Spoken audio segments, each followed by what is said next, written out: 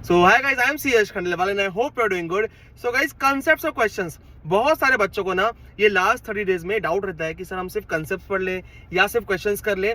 तो इसका मैं डाउट क्लियर करने आ गया हूं आज, एंड ये video applies to all subjects, not just DT. ठीक है, तो बेटा आपको क्या करना ना, आपको बैलेंस्ड अप्रोच अपनानी है। मतलब आपको कांसेप्ट्स तो करने ही है, साथ में मार्क्ड क्वेश्चंस भी करने हैं।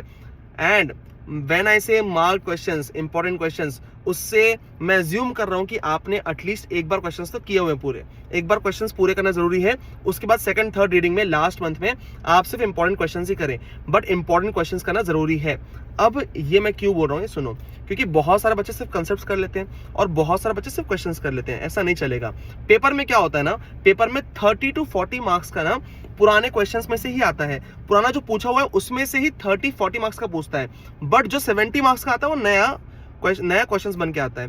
तो जो 30-40 मार्क्स का ऑलरेडी पूछा हुआ है उससे पूछता है। उसके लिए आपको जो ऑलरेडी क्वेश्चंस आ चुके हैं ना पहले, जो आप सॉल्व करके जाने वाले हो, वो करना इंपॉर्टेंट है।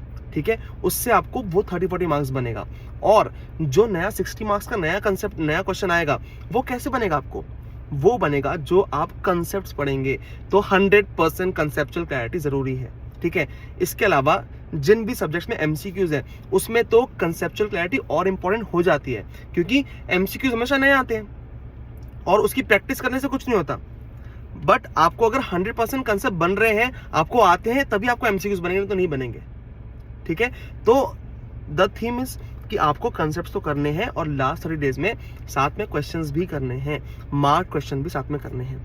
और एक चीज जो मैंने अप्रोच अपनाई थी, आप लोग क्या किया करो ना, आप कंसेप्ट्स पढ़ते हो, क्वेश्चंस देखते हो, तो आपको ना ये आइडेंटिफाई करना है कि किन कंसेप्ट्स पे ऑलरेडी क्वेश्चन आ चुके हैं। जिस सब्जेक्ट में पॉसिबल है उसमें ऐसा करना है आपको कि देखो आपने कंसेप्ट पढ़े, ठीक है, उस पर क्वेश्चन आ चुका है ऑलरेडी। जैसे मान लो सेक्शन 264 रिवीजन का सेक्शन है, डीटी में है, ठीक है, उसमें क्वेश्चन आ चुका है ऑलरेडी। तो उस सेक्शन के बाजू में क्वेश्चन लिख दो और क्वेश्चन नंबर भी लिख दो। क्वेश्चन नंबर 20 में आया है ये, ठीक है, लिख दिया आपने।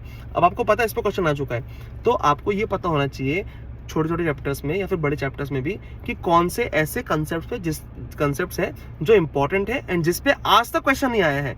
तो ऐसे अनआस्क्ड कंसेप्ट्स भी आपको एक दिमाग में होने चाहिए, क्योंकि आईसीआई क्या करता है, कई बार आईसीआई ना उन अनआस्क्ड कंसेप्ट में नए क्वेश्चन बना के पूछता है। ठीक है, तो ये चीज भी जहां जहां पॉसिबल है वहां आइडेंटिफाई करना पड़ते। ठीक है, बाकी आपको कंसेप्ट भी क्वेश्चन दोनों करने, ध्यान रखना। ठीक है, और बहुत बच्चे पूछते सर एमसीक्यूज प्रैक्टिस करे क्या? तो बेटा एमसीक्यूज के लिए ना जो आईसीआई ने बुकलेट दिया हुआ है, डीटी का बुकलेट मैं कराने वाला हूं, मैंने आधा करा चुका है, बचाओ आने वाला है।